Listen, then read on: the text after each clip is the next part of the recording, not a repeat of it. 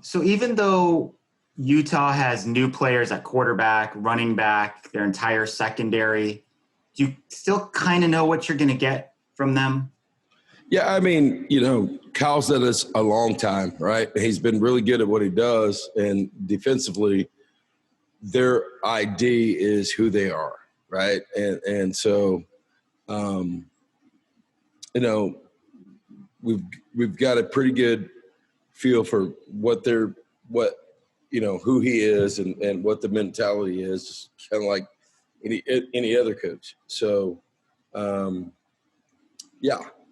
And what they want to be and what they want to do, that's what we prepare for. Sure. They always have good special teams. How are you feeling about your specialists and special team units? Well, I'll say this,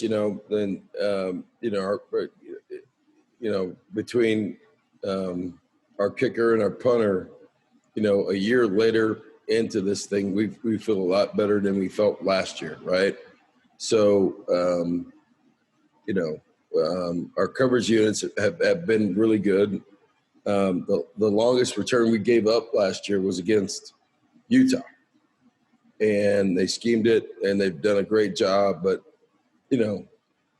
wasn't a touchdown, but it was the longest return we gave up. So, yeah, we've had time, we understand it, and we get it. Jaden Mitchell and Frank Brown, I was hoping you could just give us an update on their status. Jaden's out for the year. He's got an knee injury, so he's done for the year. But Frank had an MCL injury, but he will be. It's probably a 2-3 week deal. Specifically, what are you the most excited about? You've got a quarterback who looks pretty good, a wide receiving core that should be improved, maybe the left side of the offensive line. What has you so excited, other than the obvious that, we should have started 2 months ago if this was a normal situation? What makes you so looking forward to 2020? Well, I'm a football coach, right? So we're playing football. That's what I'm excited about, just being honest. And the kids are more excited about it than anyone, right? Fans, no fans, whatever. That's what they do, right? And to play football is a big deal. And that's why everybody's excited. I just know for the past few years that I've been here, Utah has always tried to be the most physical team in the Pac-12. They're known for having their D-line, but at the end of the day, everybody has to step out and play ball. It doesn't matter what type of football they're trying to play. In my personal opinion, anybody can get beat any Saturday. So the style of offense they run, everybody knows they try to run the ball. Every game they had Zach Moss, who got picked up last year, but he's gone now. So, they're a good team. Everybody knows that they're a good team, defensively and offensively. But at the end of the day, like I said, it's about stepping on that field every Saturday and just believing in yourself. So can you talk about the excitement level being able to get back onto the football field this coming weekend? And what do you think it's going to be like playing in a stadium where there's going to be crowd noise but no fans? It can be a bittersweet thing, a positive and a negative. Sometimes you can hear the roar of crowd it can get you going. But at the same time, it kind of brings a certain type of calmness to you because now you don't have all those distractions in the stands. Personally speaking, for our team, I know we're excited. We're going to create our own energy out there. We're going to boost each other up and get each other ready to go. We're already ready to play. We can go out, step out tomorrow and play. We will. But as far as the fans not being there, I think that if they're there or not, we're ready to go.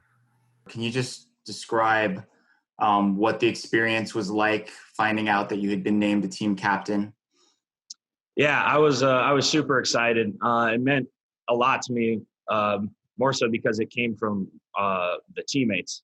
All the players got to vote on that. So it's definitely a really high honor coming from those guys. But so I was really excited, but that also comes with a big responsibility. So, we have to, as captains, we have to lead our team. We have to be the ones in good times being in the front, but also in bad times because, football is a game with a lot of adversity. So we're obviously going to encounter that at some point this year. And so as captain, that's going to be my role. But yeah, overall, I was just really excited. What makes going up against their defense so tough to score points on a consistent basis?